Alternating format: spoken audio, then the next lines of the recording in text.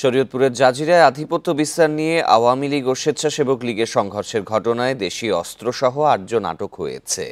মোতায়েন রয়েছে পুলিশ সদস্যরা। এর আগে শনিবার বিলাসপুরের দুর্বাডাঙ্গায় দুপক্ষের সংঘর্ষে শতাধিক হাতবোমা বিস্ফোরণের ঘটনা ঘটে। এতে আহত হন ১৬ জন। স্থানীয়রা জানান, বিলাসপুর উপজেলা আওয়ামী লীগের সদস্য কুদ্দুস ব্যাপারী ও স্বেচ্ছাসেবক লীগ নেতা জলিল মাতবরের সমর্থকদের মধ্যে বিরোধ দীর্ঘদিনের। বান্ডেল থাকলে প্রতি সেনমানিতে টাকা বাঁচবে। বিকাশ সেনমানি বান্ডেল কিনে জিতুন প্রতি লেনদেনে। এর আগেও একাধিকবার সংঘর্ষে জড়ায় তারা। সেই সূত্রে শনিবার নতুন করে দফায় দফায় চলে সংঘর্ষ। খবর পেয়ে পুলিশ ও সেনা সদস্যরা ঘটনাস্থলে গিয়ে ১.৫ ঘন্টার চেষ্টায় পরিস্থিতি নিয়ন্ত্রণে আনে।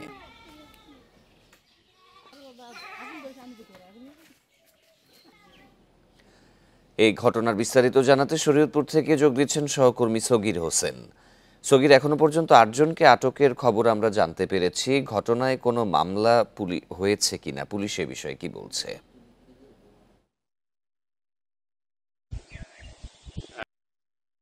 যিনি পুলিশ সুপার রয়েছেন মোহাম্মদ নজরুল ইসলাম, তার সাথে আমি কথা বলেছি। তিনি যেমনটা জানিয়েছেন যে গতকালকে যে এই বিলাসপুরের সংঘর্ষের ঘটনা ঘটেছে, এই ঘটনায় গতকাল থেকে আজ পর্যন্ত দেশীয় অস্ত্রসহ ৮ জনকে তারা আটক করেছে।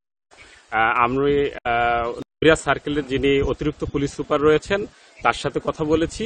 তার নাম আশিক মাহমুদ। তিনি বলেছেন যে রাতেই মামলার লেখা হয় এবং এখন পর্যন্ত মামলা কাজ শেষ হয় নাই, তবে মামলা প্রক্রিয়াধীন রয়েছে। আমরা কালকে সারাদিনেই ওই বিলাসপুরে ছিলাম। এলাকাবাসী এবং পুলিশ প্রশাসন থেকে যেটা জেনেছি যে ওই বিলাসপুরের 2টি পরিবার রয়েছে, একটা মাতবর পরিবার আর একটা হচ্ছে ব্যাপারী পরিবার। এই মাতবর ও ব্যাপারী পরিবারের মধ্যে প্রায় 10 থেকে 15 বছর যাবৎ তাদের ভিতর দ্বন্দ্ব রয়েছে। এই দ্বন্দ্ব থাকায় বিভিন্ন সময় বিভিন্ন সংঘর্ষ সৃষ্টি হয় এবং একাধিক মামলা রয়েছে তাদের বিরুদ্ধে, দুই পরিবারের বিরুদ্ধে। এবং তারা যখন সংঘর্ষে জড়ায় তখন হাতবোমা গুলো বেশি নিক্ষেপ করে। এছাড়া প্রায় 5-6 বছর যাবৎ এই দুই পরিবারের 2 জন রয়েছেন। তারা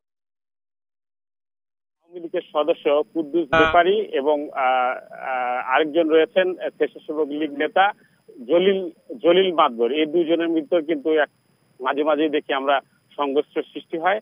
গতকালকেও আমরা দেখেছি যে কিছু বাড়িতে হামলা করা হয়েছে, বোমা নিক্ষেপ করা হয়েছে। এবং নিশ্চয় আপনি বিষয়ের তথ্য সংগ্রহ করতে থাকুন, পরবর্তীতে আবার আমরা আপনার সাথে যুক্ত হব।